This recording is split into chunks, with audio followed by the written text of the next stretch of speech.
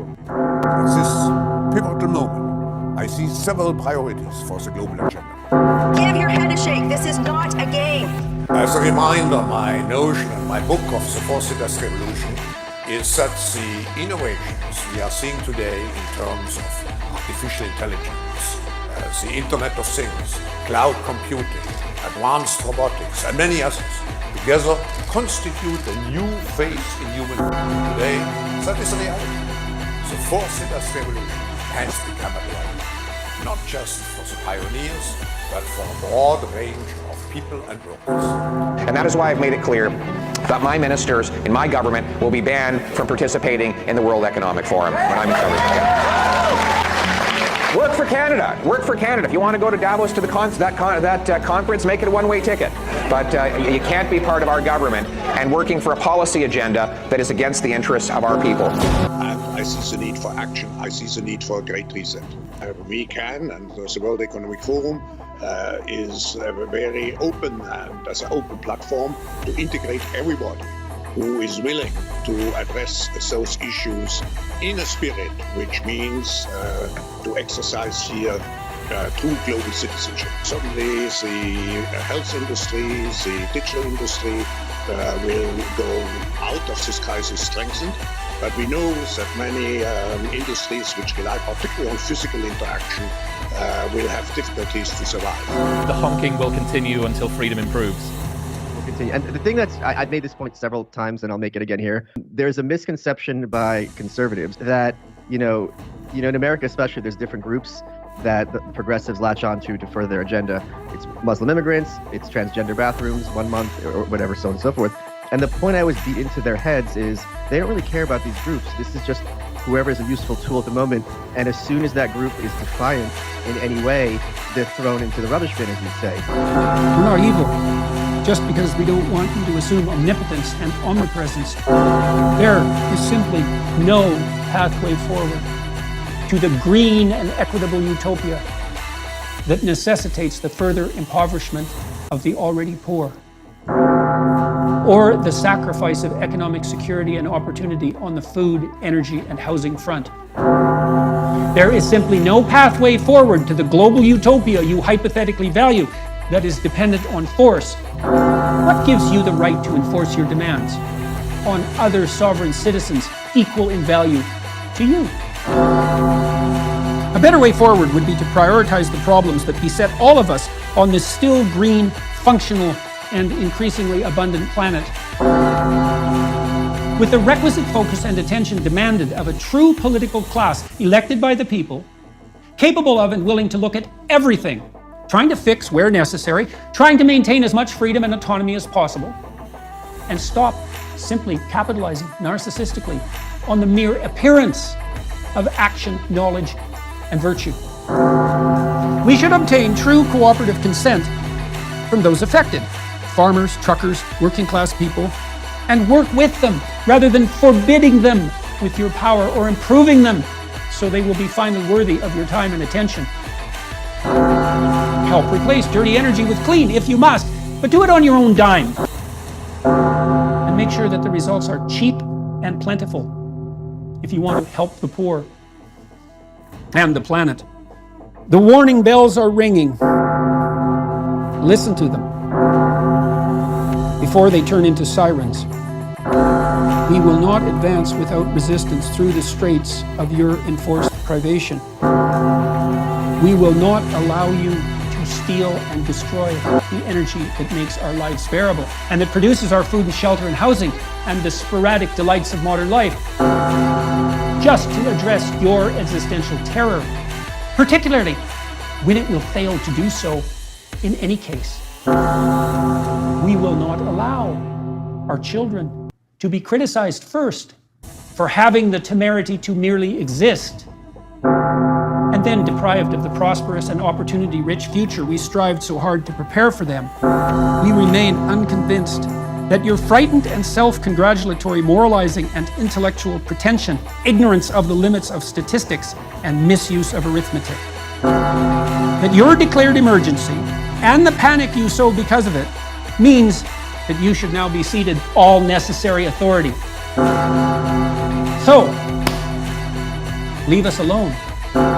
You Machiavellian pretenders and virtue signalers, objecting to power, all the while you gathered around you madly. You sacrificers of the wealth and property of others. You would-be planetary saviors, leave us alone. To prosper or not, as a result of our own choices, as a result of our own actions. Leave us alone, or reap the whirlwind. Listen to the bell toll, globalists. It tolls for thee.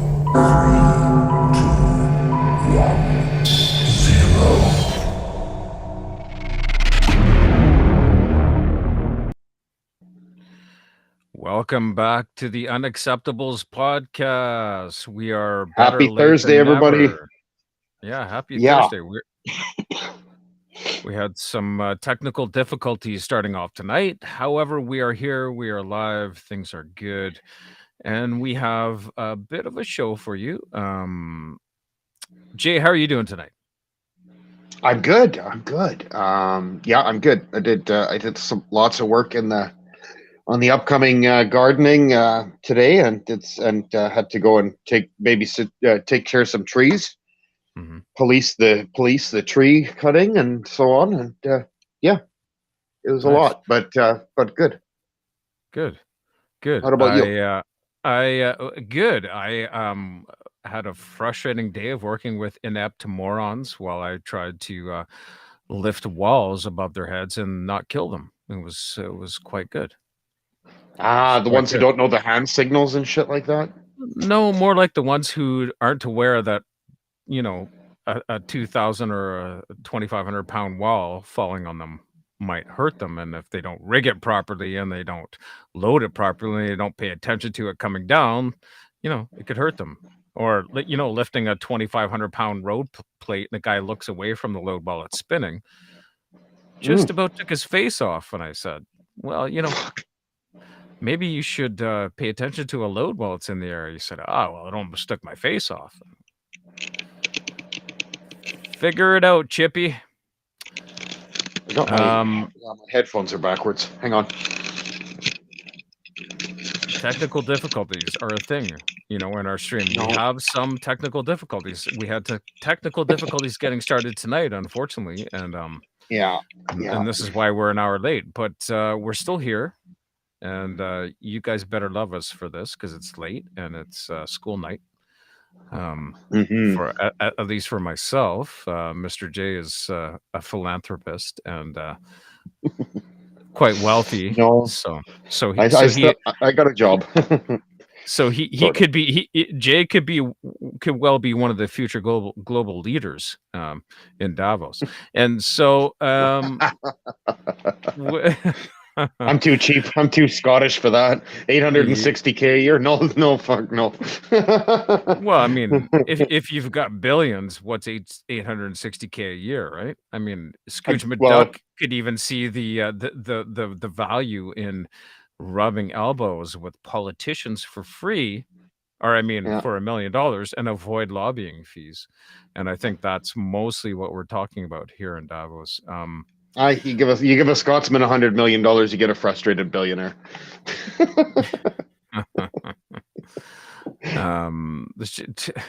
True, very true, very true.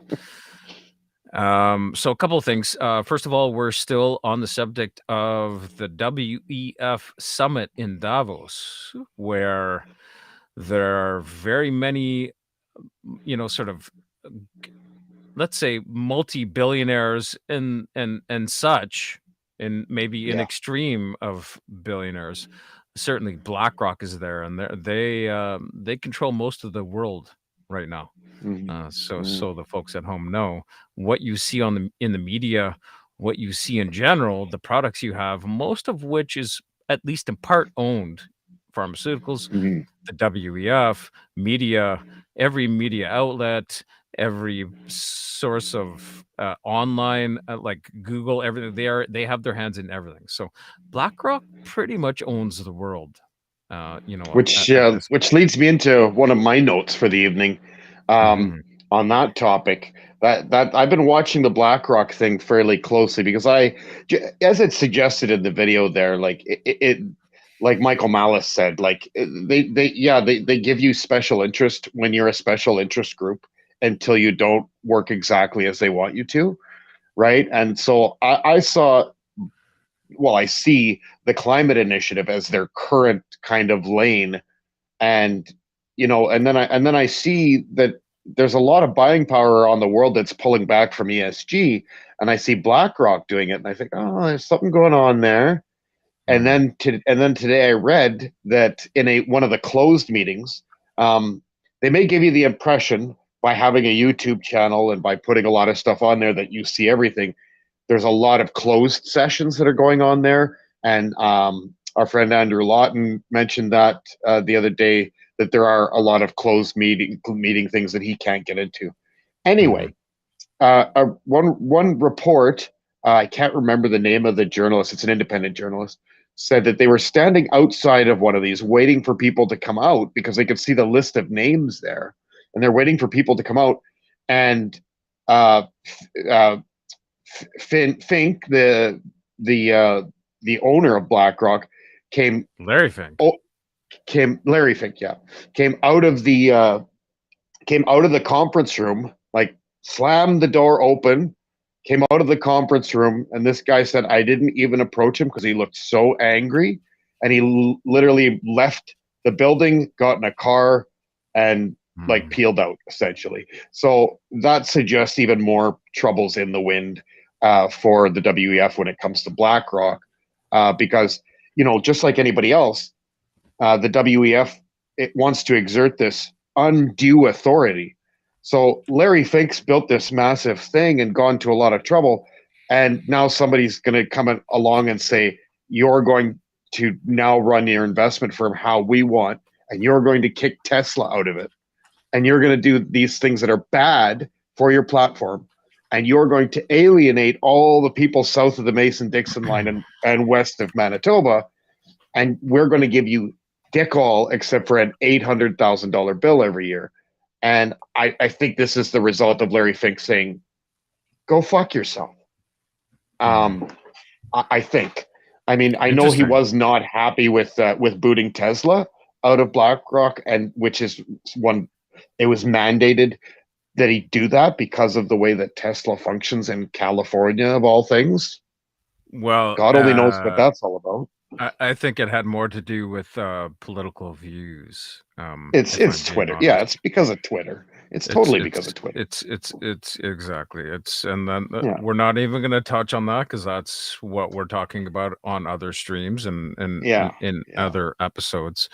But so to finish off that statement, when you look at the WEF has alienated the most popular person in media, which is Jordan Peterson, right now the second richest man in the world until Tesla stocks go up $3, Elon Musk, and the guy who runs the largest investment portfolio in the world.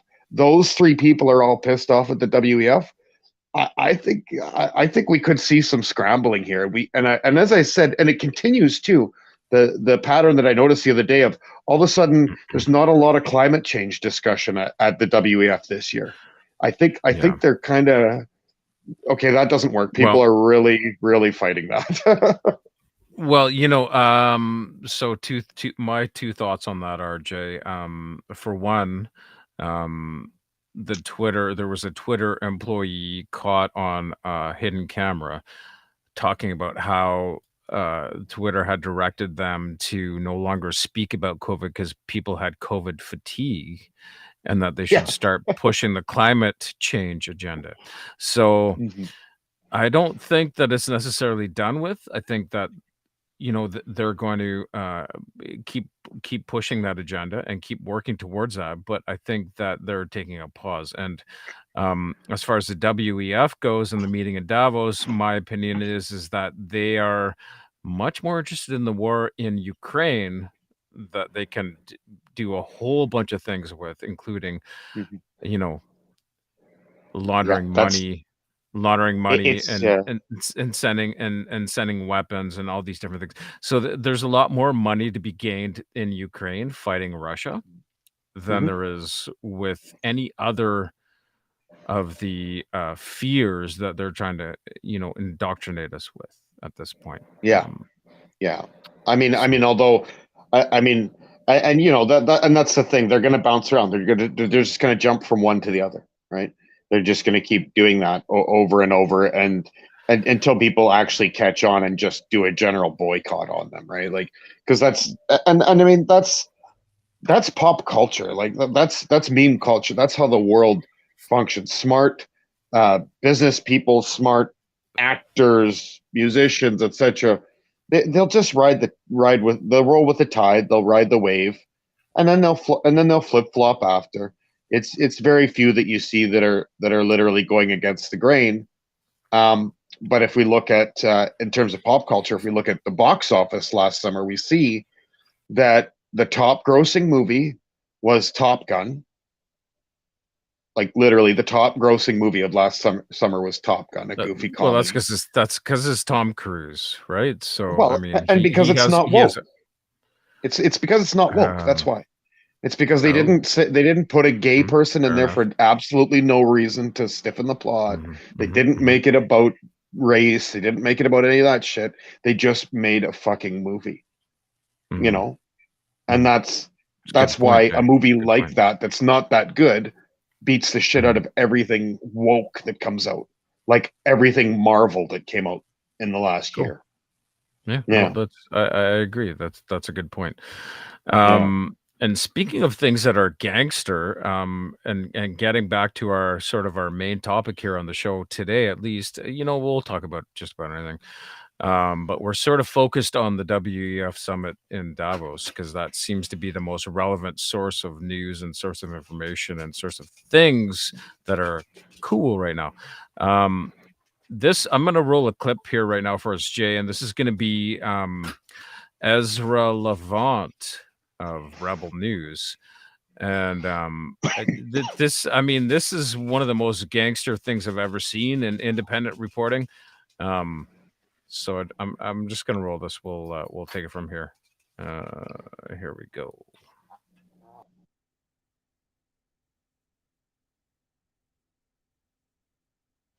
How are you today? Hello. How are you? No, good. Standing behind me in bright orange are police. There have been a reported 5,000 police and military that have been authorized to protect the World Economic Forum as they meet this week in Davos, Switzerland. Of course, I haven't seen 5,000, but I have seen hundreds. In fact, along the way into town, every 100 meters or so was another gaggle of a half a dozen cops. I also saw military and military police. Well, one check stop pulled us over.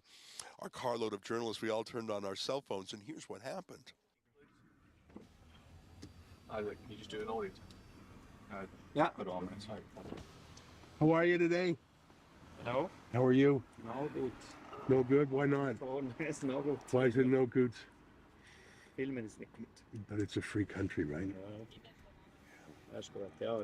Thanks very much. All the best. Bye-bye. Thank you. Thank you. Thank you.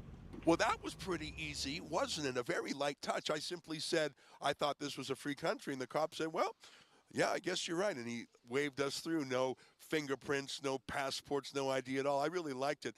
What a nice change of pace from the country I live in, Justin Trudeau's Canada, where peaceful protests are often met by riot horses like this.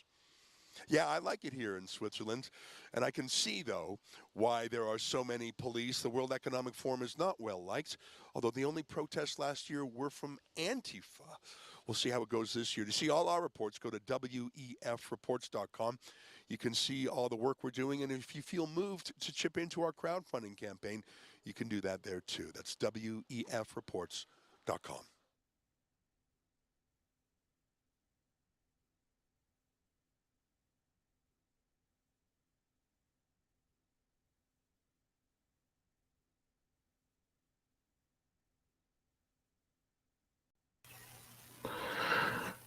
Man, that guy's Ezra, gangster. what a legend. He is gangster. It's I mean, you roll up on some cops in Davos and you say, isn't this a free country? Isn't there free speech? And they say, yeah, you're right. I mean, geez, the look on his face when he turns back to his cameraman and smiles. That's my favorite part. Yeah. Really. Where he's just like, Yeah. Well, they have to behave. They're like 150 miles from Geneva. yeah, you know, but I mean, I like his take on the thing too, where he's like, you know, I have more free speech here than I do in my own country of Canada, where if you want to protest or you want to have free speech, they'll trample you with horses. I love his take on that. And I think that's very well put together. And man, that guy's gangster. He has gotten beat downs from like, you know, politicians' personal bodyguards, and he's done everything that he could do as a reporter to get the stories to us. And once again, I suppose we're gonna plug some more independent media in Rebel News. True North was last time, and Rebel News is another outlet. If you guys don't follow them, you should. They have a great YouTube channel, and you can donate to them to keep their information going. In my opinion, they're doing okay. They're kind of global. If you want to support anybody, give True North a little bump there, or us. You know, we'll take a kick from you as well. But at this point, we we're just trying to get some information out and get our start. So, Jay, what do you got for us? Well, I just on the topic of Rebel News, here's a little piece of trivia for you. The only helicopter footage that we have of the convoy, it was from Rebel News, because in all of their various estimates of the people headed towards Ottawa at the time, no helicopters were used in the process of figuring out how many trucks were driving down the highway by the Canadian government and all of its various agencies. So there you go. What does that tell you? I could have done a 3-minute drone hold over a highway passing and told them better information than what they had, and I have a much lower tech drone than the police have, for sure, at least. Not to mention the military. Yeah, exactly. Yeah, so so that's one awesome little factoid about Rebel News, based in Calgary. So obviously a big supporter of the Alberta Sovereignty Act, hopefully coming soon to a province near you. Hopefully. Because that's, and this is the antithesis of globalism, right? Like it sometimes people, there's a lot of big words and buzzwords and word salad that goes on when you hear people at the WEF speak. If you listen to what they're saying, or you see them in report with various interviews and things, the actual what's really offensive about it that they're trying to gloss over is to say that you are not smart enough to elect a government that is smart enough to be a nation. So they want to remove that from you and say, no, there's only like 15 people in the world who are smart enough to make those decisions. So we can't have all of you people electing your own governments because you're too stupid, and everybody who isn't us is too stupid to do anything. That's what they're actually saying. It's control, it's money, it's everything. That's their motive. What that means for you, the attack, the first and foremost attack that's happening to you, whether or not they achieve anything, the insult that they deliver to you with every day that passes is that you are too stupid to elect people that aren't too stupid to run your country. So it needs to be done by a chosen few. And that's disgusting. Just a little bit. You have to look at who you've elected here, Canada. And certainly the government we now have is elected by a very small minority, the smallest minority, I think, Jay, isn't it, in the history of Canada? Well, yeah, second only to their last election. Right. This current Liberal government has the lowest approval rating of any prime minister in Canadian history. Second, and the lowest percentage of the popular vote in the election, where they lost the popular vote. Mm-hmm. And they smashed all those records that they held from the election before. That's what's wrong with our current election college system. And just some people, you know what? The WF isn't completely wrong, because there are people who are too stupid to elect people who are smart enough to lead. People who voted for Justin Trudeau, somebody who doesn't have a political science degree or anything except for to be a part-time drama teacher, you elect somebody like that to run your country? What is wrong with you? Like, what were you fucking thinking? How is that going to work? That's just it. They weren't thinking, and at least Trump can run a fucking country instead of just inheriting it from his father and sucking on his tit. And that's just it. Exactly. It's hard to rationalize, because you would look at as I would look at voting and politics as a certain sort of logical thing, and this election, just merit, merit, sure, but logic, any sort of logic. Yeah. And in this case, it was the only thing that got him elected was his charisma, or lack thereof, in my opinion, and his name. And pandering to certain groups. Well, I mean, it's not difficult when you're a future global leader, a future young global leader, and you have all the leftist agenda sort of bought and paid for, and you have all the connections made. It's pretty easy to get elected like that, and I'm quite sure people know that.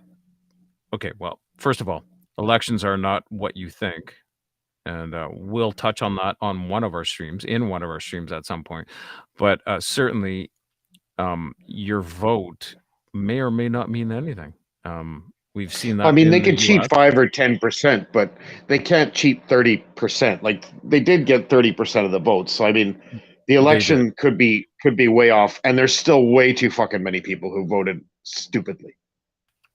Fair enough, but as it stands right now, the last time I checked the polls, and I'm going to check right now while we're talking, but the last time I checked the polls, I think that Poilievre is still. Oh yeah, there we go. Here, I'm going to give me 1 second here, Jay. I'm going to screen share this for us. Yeah. Here. Let's take a look at this here. So here you go. So you can see here, guys, that you've got Poilievre ahead at 36%, Trudeau at 28%, and Knucklehead at 21%, and then these nobodies at who cares percent. And so it should tell you a couple of things. Number one, that the world is sort of waking up, or at least Canada is sort of waking up.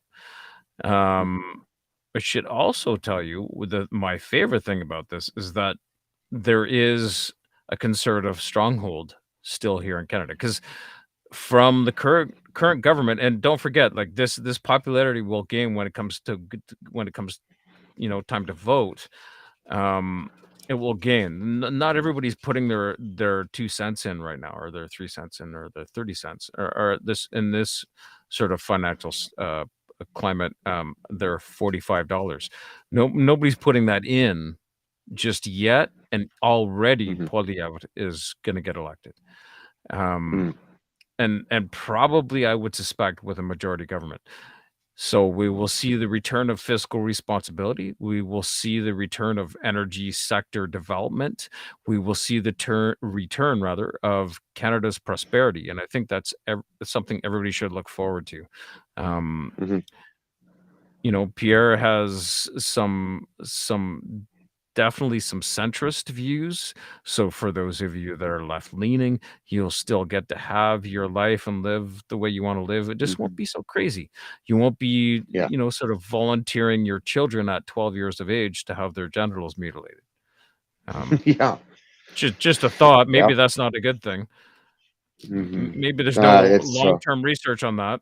Just a thought. Yeah. That's, I mean, all very good points. And when it comes to what the global agenda means here, we can look at, we're a farming nation. I mean, we're known for oil and gas on an international scale, but that's because people just don't know how much food we ship out. And everybody above the 40th parallel is that way. The breadbasket of the world is people who need furnaces in the winter, because that's where shit grows. I mean, there's a lot of people. It's very easy when you live in more moderate climates. It's very easy to say that natural gas is not required. That's because these people don't own furnaces, right? But they would never give up their air conditioner, but that's electric and that's different, which it is fucking not. So, these are the types of things we deal with, but we can look at the example. If you're a person who thinks that we should just radically revolutionize the way we do everything and completely put the squeeze on farming, like is being kind of shopped around and window shopped to the world. You can look at Sri Lanka. There's widespread starvation in Sri Lanka. The country went bankrupt last August. The reason this happened is because 2 years ago, they said, oh, that's it. We're switching to organic fertilizer. And what happened? Their farming industry was down 25% in the first year and 55% in the second year. And they are not only hungry, but they're broke because they were relying on that farming, because they're a big part of what feeds India. And guess what effect that has on 1 billion people in India? They're also experiencing food, what do they call it? Food anxiety or food insecurity. Insecurity. That's the new word for famine, everybody. Well, yeah, and so food security has been a passion of mine for a long time, for multiple years, because I grow food and I produce food, or I have certainly on a larger scale than I am right now in the past. And if people don't realize that if you don't buy local food, you're kind of fucked when shit hits the fan. And the reason I say that is because if you can't bring in those tomatoes that cost you $3 a pound from Mexico anymore, because you haven't sustained a market for the farmer that produces the hothouse tomatoes for roughly the same price locally, then you're fucked. You can't get your tomatoes, you can't get your bread, you can't get your eggs. And this is the thing that happens in this sort of situation where food becomes sort of out of reach because most of your food is imported. Keeping in mind that local food is still reliably priced, or reasonably priced rather, and local food is still reliably available. And what you're trying to do is buy food from the grocery store, which is by and large imported. But if you go to the local farmers market, the local local produce store, or your local farmer, even better, to avoid the middleman altogether, you'll find a better quality food from a source you can trust, you can see, you can put your hands in the soil, you can touch the chickens, whatever it is you're buying, you can do all those things. And it's sustainable and it's local and it's not going to be broken down. Like if you can walk from a few blocks away to my place, you can buy food from me. And that will all go for a shit if any of this system breaks down. And certainly it's breaking down very quickly with the cost of food and the cost of importing food and the breakdown of the supply chain. Like, in my opinion, it's at least in part fabricated, but there is certainly a lack of food in the grocery stores. I've noticed, everybody's noticed, and the price of food has gone up astronomically. It still doesn't cost me that much more to produce your food just yet, other than the cost of diesel when I'm tilling the fields. But that said, you still find a way to make things work, and it's still going to be dramatically less than what you're paying for the astronomical price of foods right now in the grocery stores. And they are crazy. The price of an egg, or a dozen eggs used to be, $5 to $7. Now it's $7 to $12 or $13. And that's for shitty quality eggs. Like, I mean, not even really great eggs that you're buying in the grocery store that are labeled organic, which you don't really know what that means. I know what it means because I produce food, but you don't really know what that means. And just think that you're buying a shitty quality food for way more than you used to, when you could go see a local farmer, a local producer. In BC, especially where we're from, Jay, is full of local, high quality organic producers, or above organic or beyond organic, like we call ourselves, producers. And people just drive by and go, I'm going to go to the grocery store because it's convenient. Well, you know what? If your food's a little bit not perfect, not as visually perfect, but it's certainly more nutritional and more full of vitamins when you get it from a local farmer, buy that. Don't be a fool. Don't go for what you've seen as marketing as attractive food. Go for what you think and what you feel is probably certainly more nutritional and definitely more beneficial to your local economy and to your sustainability, and to, as you started with, Jay, food security. And that's, I think, a critical factor people have lost sight of in their everyday lives.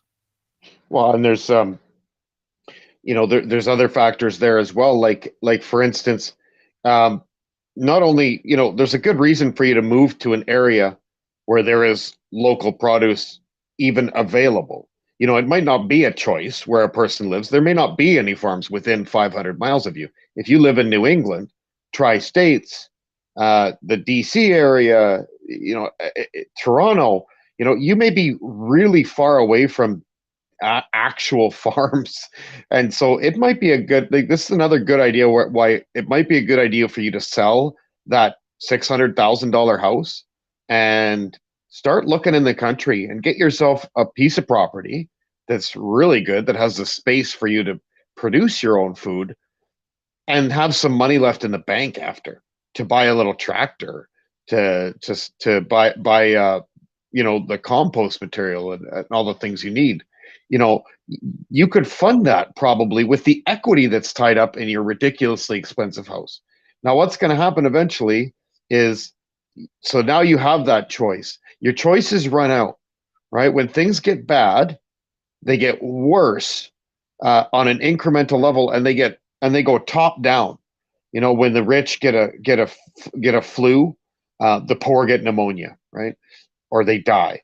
And we see this in nature. We see this with birds. If you have a bird's nest, a bird that happens to be lower on the pecking order, which comes from nature, that bird has a less presentable place to have their home. They have more exposure to the wind and sun. Therefore, they don't propagate as well, and they're eventually going to die. Well, that's going to be you.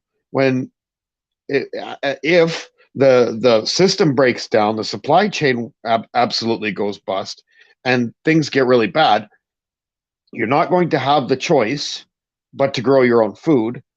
And you might have a tiny little dinky yard, and they might have outlawed or fertilizer that you need, etc. It's time to get yourself to a place where that isn't an issue and save a bunch of money.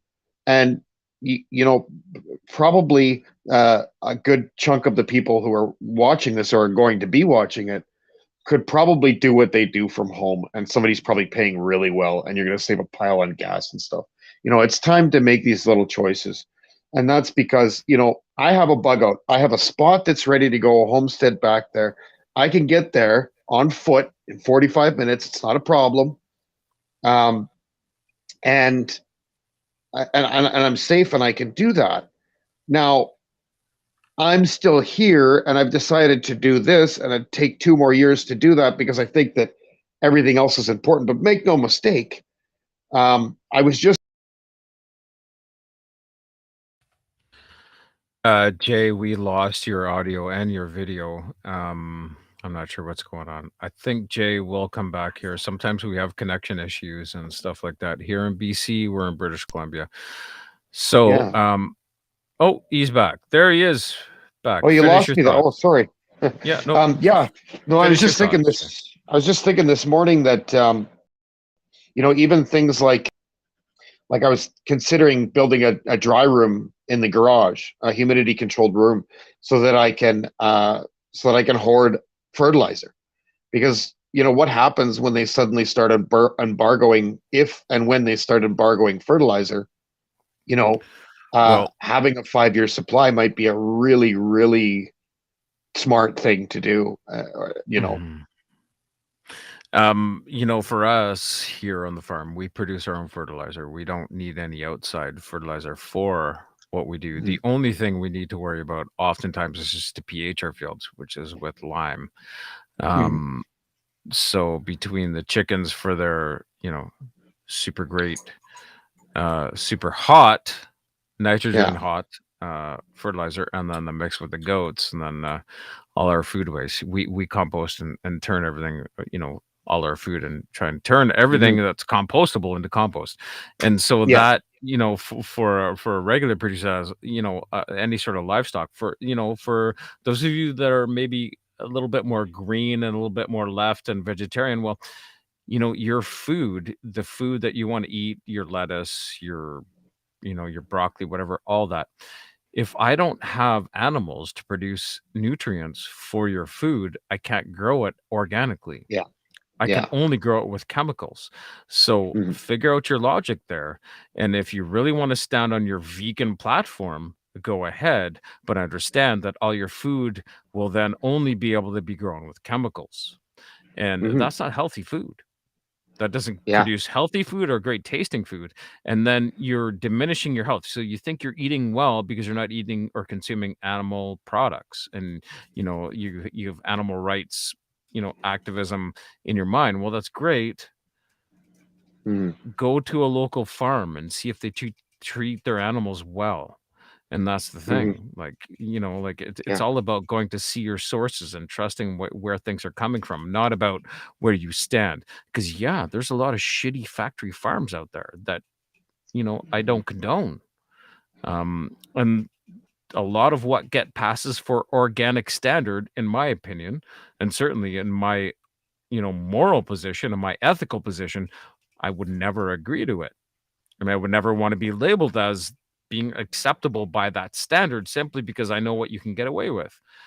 People need to be aware of that. An organic standard is only ever as good as the organic body, or the body that's certifying it organic. It doesn't mean that the producer is ethical. It doesn't mean the body is ethical. It just means that that body is certifying it organic, and they could be bought and paid for, which most of them are, as we well know in this day and age, right? So keep that in mind. Go find your local farmer, see what he does. Does he have a bunch of chemicals, like Jay was talking about, buying a small tractor? And there's all kinds of techniques you can turn your land. Even if you have just a regular, lawn, you can still turn that all into garden, or even part of it, and make it look beautiful.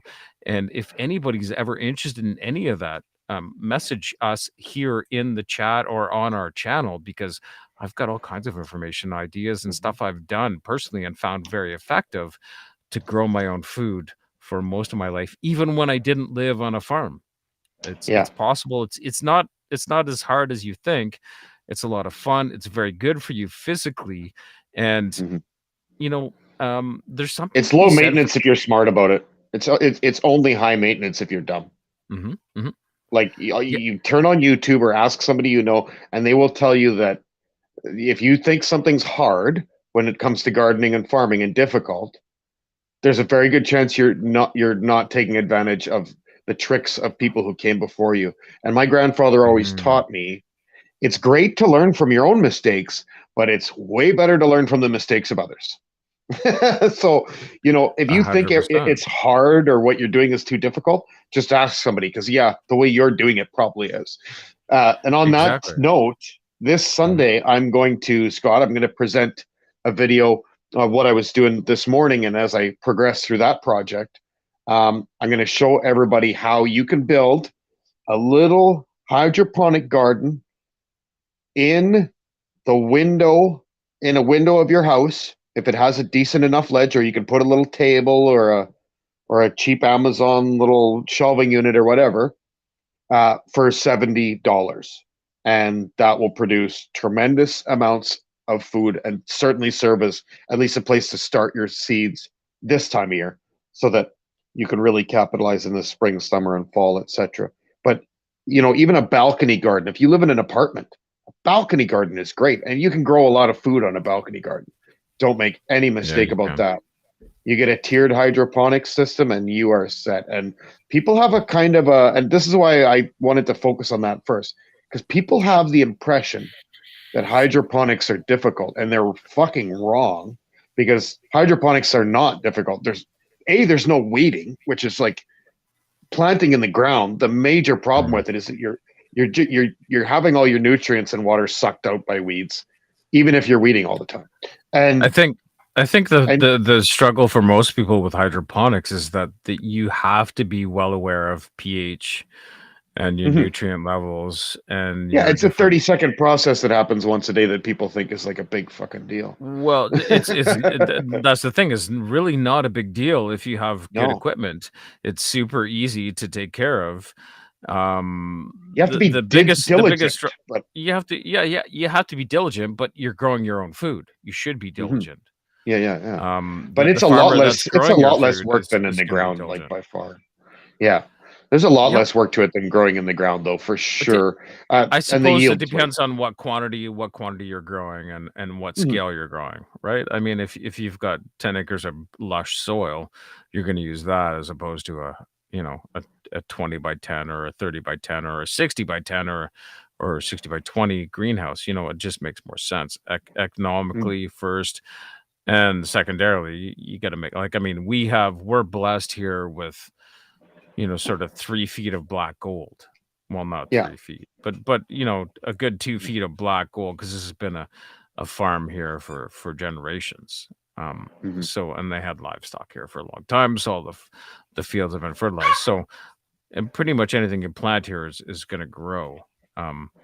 So and so for people that are thinking about growing their own garden at home, you can turn your front lawn into a garden. You don't need to have hydroponics to do it. It's quite easy. And in fact, you can literally cut your sod, flip it, add some fertilizer and some soil, and grow, like, literally, I mean, cut your sod, roll it, flip it, and grow your garden right in strips of soil in between your grass rows. I've seen it done. Yep. Oh, and it looks nice too. I've seen people do that in a checker pattern. But yeah, there's a lot. But so anyway, I'm going to show everybody, because it's January, and if you are a hobby gardener, or if you want to produce some serious amounts of food for your family in a small space, this Sunday I'll be showing you how to build your starter. What would be your propagation setup? And that's where you would start your seeds and get them growing and everything. And then, because that's where I've got seeds there already. I'm just upgrading that system. And then in a couple more weeks, I'll show the next stage, the vegetative system that I'm going to use, and then eventually get into the big garden and show you the in the ground hydroponics system that I have there. And so I'll walk you through. I'll show you guys all of that all throughout this coming year. So if you're interested in that stuff, you want to learn, stay tuned, and I'll be putting little snippets here and there on all of our channels, on all of our platforms, on this show, wherever. And hopefully Scott will do some of that too, because Scott is actually more technically proficient than I am as far as the equipment, the chemicals, the horticulture itself. Scott has a lot more knowledge and experience. I grew up on a ranch, not a farm, and so a little bit of a different setup there. Hay's really easy. Hay is very easy, and in fact, I miss things being that simple. And Jay, I dream of the day that you and I can combine our expertise in a very cool agricultural project. You just got to move to the Peaceful Valley, man. No light pollution. No light pollution. You go. Hey, there you should fucking see the stars here. Oh, it's unreal. We're an hour and a half from any major center in any direction, all directions. So we get really dark sky. Yeah, it's cool. I miss that life, and it won't be long. For me, I'm down in the city, running a crane, trying not to kill people, and growing food for you now. But my long-term plan, and I mean long-term by no more than a couple of years is to move up towards your area, Jay, or somewhere where life is good and you can live on the side of a mountain and grow food and be peaceful and get back to what I know, which is not And you can dealing with even the have a hustle and bustle. conservative politician. Oh The shit! one conservative riding in BC. What? You're No, there's a kidding few. me? There's a few down, There's a few. but yeah, this has always been a conservative. Like, I don't think there's ever been anyone else elected here. It's like super conservative. Sometimes sure. too much so for me, because I'm closer to the. I didn't think so, but I'm closer to the center than a lot of people are. Interestingly enough, folks, we have been chatting and having fun instead of doing a news-related stream, and I guess that's just what you get. Oh, yeah. It's Thursday. It's Thursday night. Mhm. For me personally,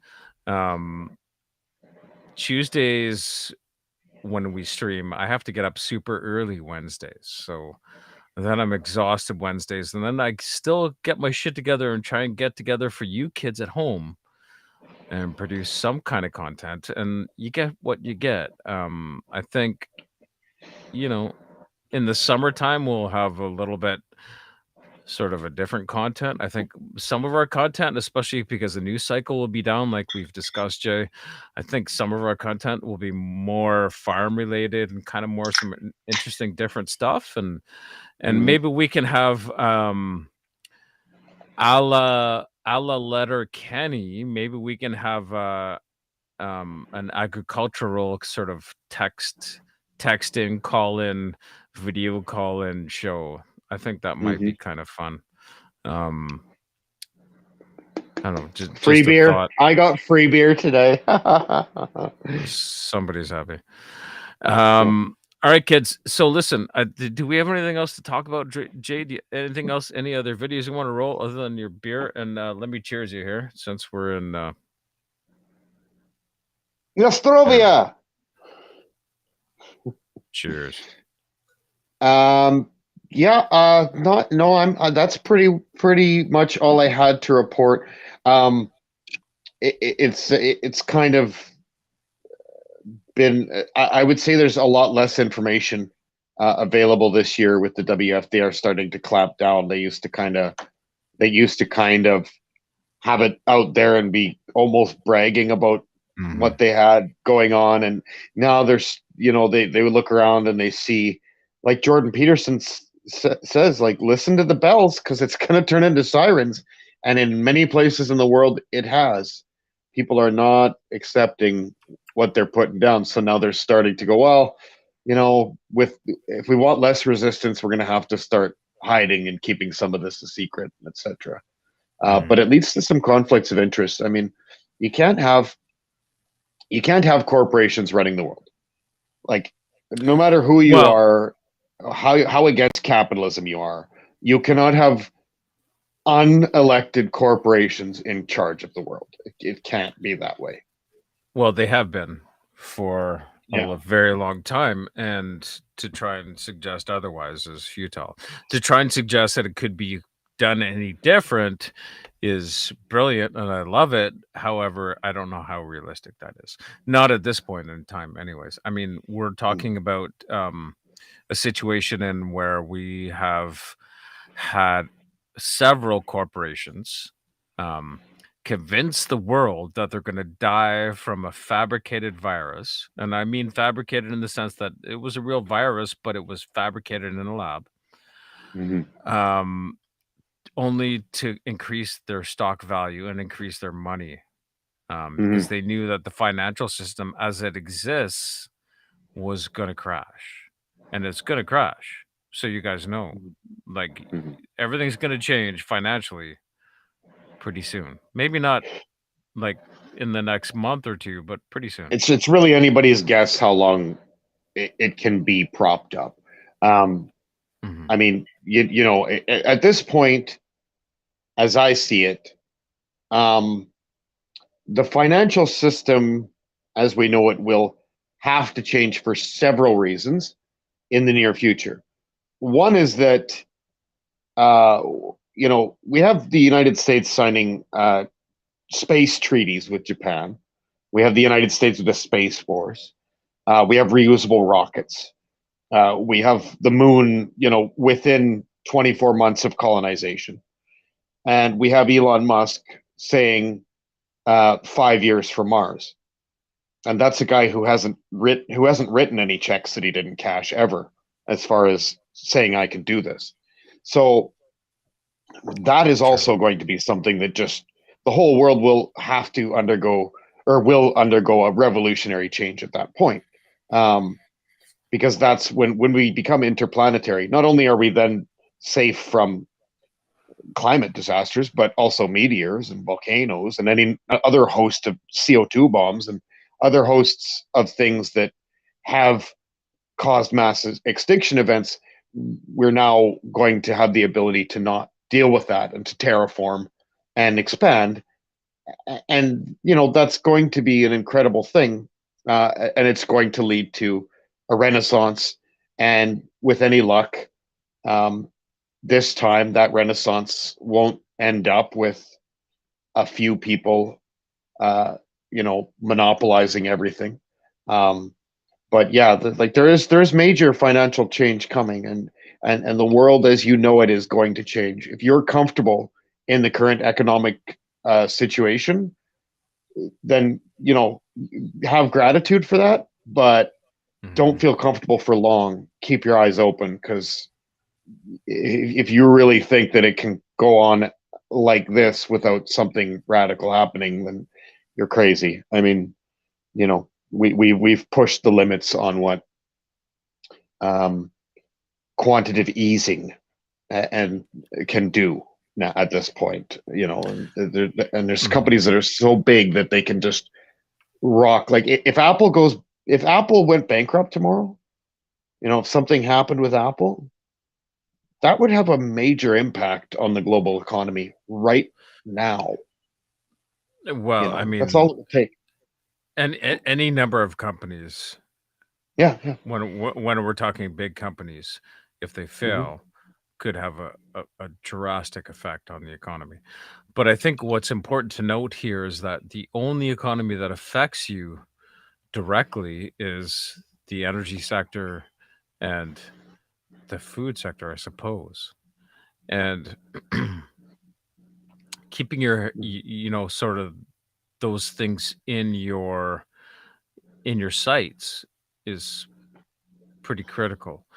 And when you have a bunch of the world elites gathered in Davos telling you how you should not be polluting the environment with your gas stove, whilst they flew in on private jets, and drove in certainly some of the politicians drove in with their fleets, literally fleets of cars. So they flew in on jets, and then drove in fleets of cars, and they're telling you not to use your gas stove. So do some of the math there, folks, and understand that they're not there to decide anything about you that's good or anything for society that's good. And these are the people that are deciding how the world's going to be run. And we should keep that in mind. This is WEF week, Davos. Let's keep the focus there, Jay. Is there anything you want to add to that as far as now we touched on food sustainability? That's a critical part of anything that's to do with the WEF. They want us to eat crickets and cricket sandwiches. They want us to own nothing and be happy. So we've tried to touch on some of that and make it interesting for you. So anything else you want to add? And on that topic, the one thing I would say, it's not just chemical fertilizer they're after. They don't like cows and goats and sheep and pigs. They don't like animals that poop either. So, that's it's not just, you have to grow food the right way. It's like, no, we're just going to make it really hard for you to grow food. So a lot of people starve to death because that would be just ideal to them.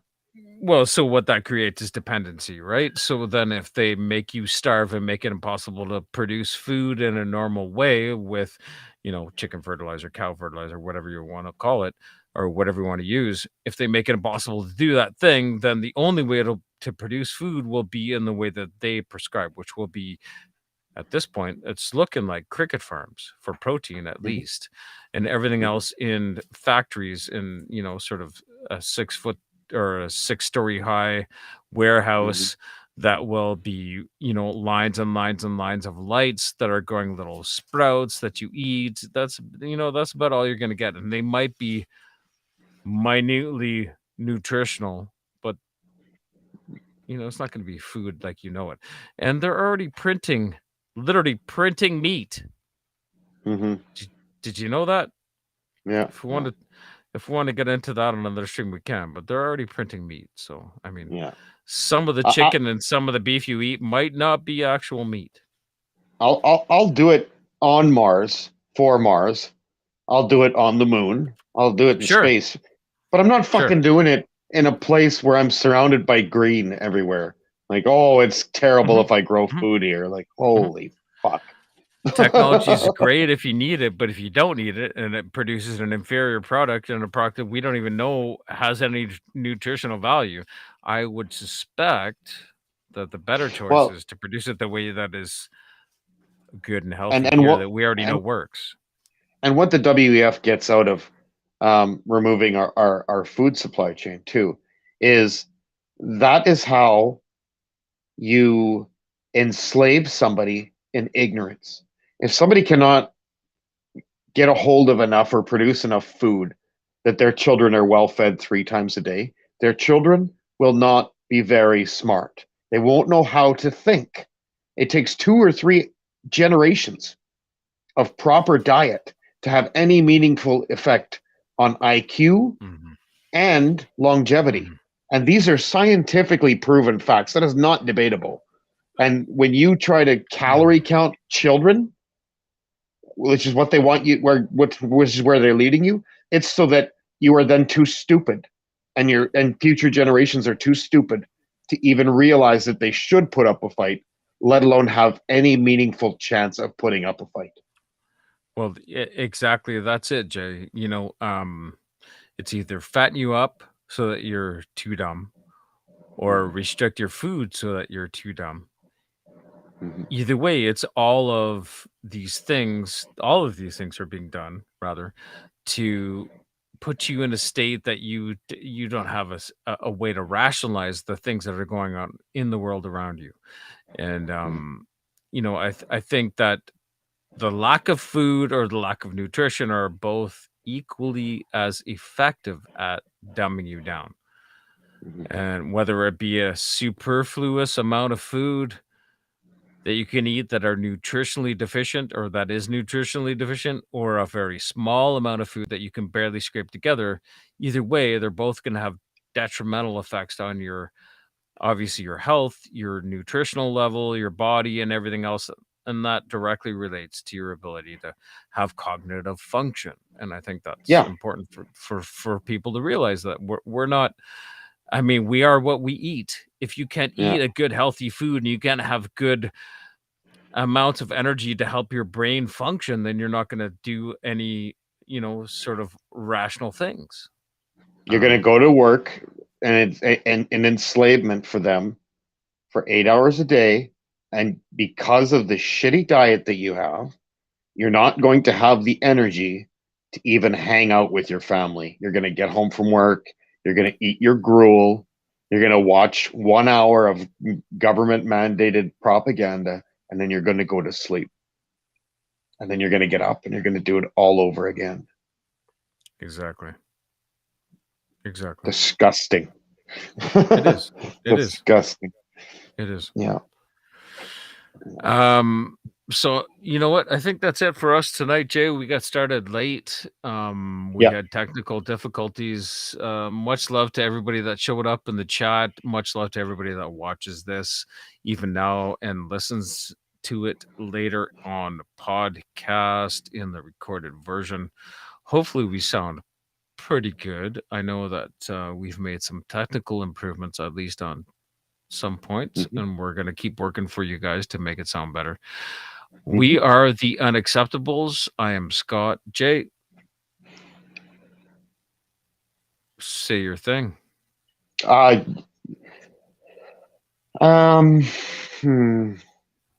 no, I can't think of any stoic witticism. Better a bear in the orchard than an orchard in the bear. Fair enough. And my stoic wisdom will be, let me think. I'm going to go with your theme and be better a gardener in a war than or better a warrior in a garden than a gardener in a war. And on that note, that'll be our Thursday night, kids. We are the Unacceptables. I'm Scott. This is Jay. Thanks for joining us. Please come Keep your back. stick on the ice. Keep your stick on the ice for sure, and check us out on our socials. We forgot to mention the socials. They're all listed down here on the ticker on the bottom. Please join us on our Telegram page. Please join us. Actually, just join us on the Telegram page. You'll figure it all out from there, because we'll have all our information there. And we are uncensored on Telegram. So go see our super special, sexy, extra dirty memes there. All right. Thanks, kids. Much love. Good night. Cheers.